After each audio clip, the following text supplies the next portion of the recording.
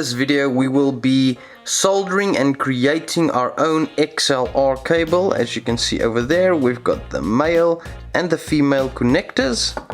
Right, we've got a nice surface that we can work on because it's probably going to be a bit messy. We've got our balanced cable that we'll be using, our resin core solder, some crocodile teeth, and then of course our soldering iron. Also, we've got some clippers so that we can get the rubber off of our cable. So one of the biggest benefits of creating our own cables are that we can determine the length of the cable, and also it's much cheaper to make it in that way. And of course, if you know how the inside of a cable works, you can fix a cable. If you have problems in your studio, you can just open it up and you can see what's going on the inside, and maybe you can solder it if it needs soldering, and you will know what's the problem and you'll be able to fix it. So the first thing we want to do is we want to take our pliers and we want to get some of this black rubber off of the cable, because you can see on the inside there's a red and a white wire. We want them separate from this black piece of rubber that is covering our cable. So let's take that off first. So you can gently, with your pliers, just cut around the wire. Try not to cut right through the wire.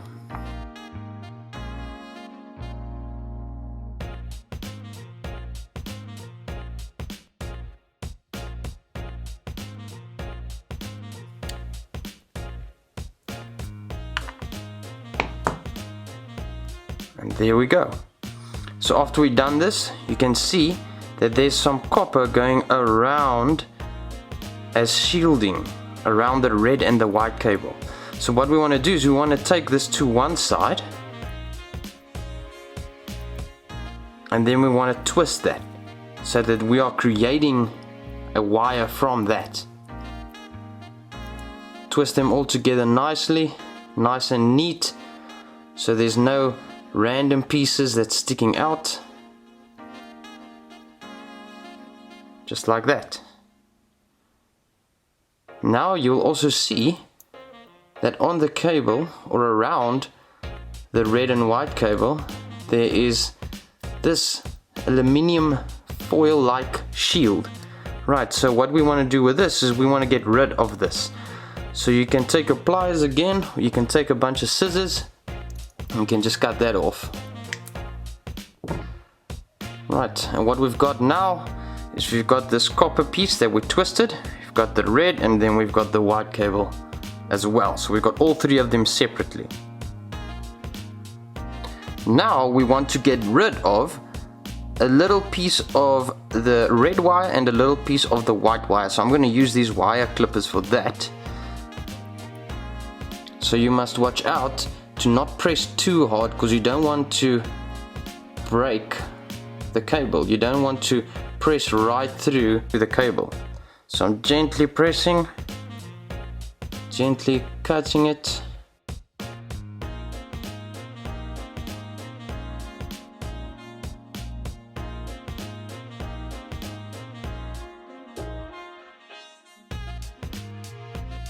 See, so you just want to create a little cut in there, not press right through, and then you can just remove the red shielding. And then you'll see there's a little piece of copper wire. So what you want to do with that is you want to twist that as well, so that it's nice and neat and no random points that are sticking out. Just like that. And now you do the same with the white wire. And once you're done with this step, this is what you want at the end. Right, all of them neatly twisted together as well. So the next step is taking your connector and then just taking this part off. Alright, and then we can put this down for now. And this part you must not forget, because a lot of people always forget to put this on, and then if you've soldered everything and this is not on, you can't close it again, and then you need to redo everything. So always remember to put this part on first. So what I'm going to do is I'm just going to push these together through like that, and push the cable through, and now I know it's on the cable. Right, and now I can start with my tinning process. So tinning is essentially getting those tips ready so that later on when we solder it onto our connector, it will solder on very easy and very quick. So we are going to tin those edges now. Okay, so as you can see, I put my wire into one of these crocodile teeth just to hold it, because in my one hand I'm going to be having my soldering iron. As you can see, I'm holding it like a pen. Do not touch that part, the iron part, because it is very, very warm. And on my other hand, I've got my solder. So just to demonstrate, if I press my solder against the warm iron tip, look at that, it melts immediately and turns into a liquid. Right, so that's why do not touch this part, it will definitely burn you. So like I mentioned before, we are going to only tin those edges of these 3 wires. So first I'm just going to press the solder against my iron so that it creates a liquid. Then I'm just going to move it across each one of those wires.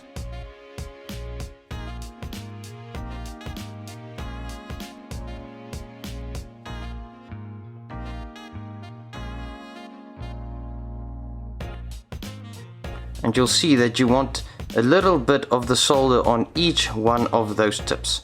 Right, now this is the process called tinning. And this part we can also just put down for now. We will use that later at the end. And now what we're going to do is we're going to tin each one of these 3 connectors. Right, now if you look at it from this side, you'll see there's a very, very small 1, 2 and a 3. You can see it from this side as well. You can see there's a very small 1, a 2 and a 3 written above those connectors. Right, now those are very important because you have to make sure that wherever you solder the red cable or the white cable or your ground, which this is called our ground, then on the other side of your cable it needs to be the same. So in other words, if I solder the white cable onto number 1, then on the other side of the cable the white also needs to be on number 1. If the red is on number 2, same thing. On the other side of the cable, red should be also soldered on number 2. And then our ground cable, if I use that on 3, on the other side of the cable it should just also be on 3. Because it needs to correspond with one another, otherwise your cable would not work. There will be a lot of static noise as well.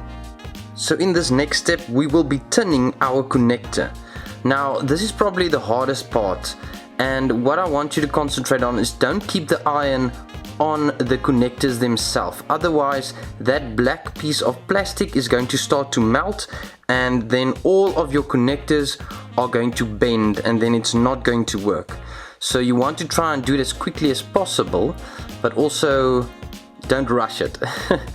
So what I want you to do is, again, remember the iron is very hot and you want to press your solder against it so that it creates a little melt, and then that little melt is what you want to put on each one of those connectors.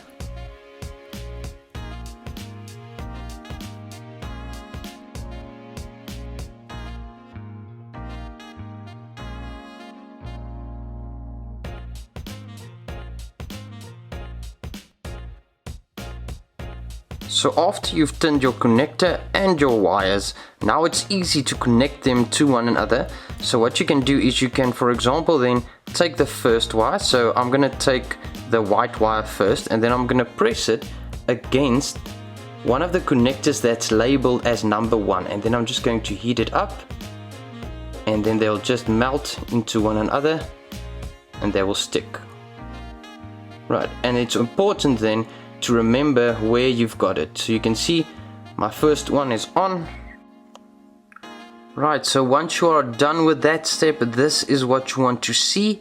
You can see my red cable is connected, the white cable, as well as my ground.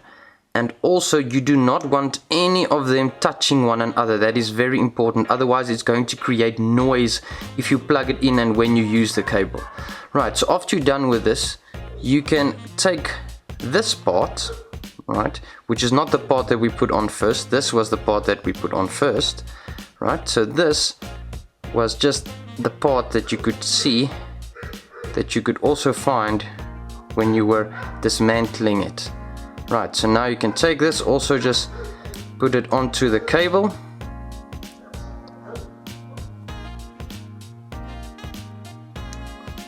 Like that, with the cone facing downward. And then you can go to your connector and you can take this shield, and if you see, you can see that that arrow is showing upward, so this must go in from this side. Right, so you put your connector in like so. You can see that it will only go in only till halfway, because this is the male side. Right, and then we can put this black piece of plastic in, which is our holder. Right, you can just slide it in so that it holds the cable nice and tightly. And then very last, you can take this part at the end, and then you can just twist that onto your connector.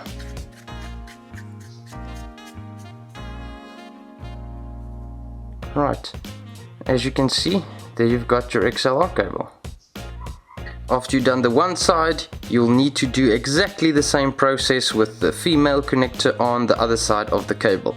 And the important thing to remember is to remember on what numbers you connected your ground wire, your red wire and your white wire, so that it corresponds with the numbers on this female connector as well, so that they can work nicely together, and then your cable will work perfectly.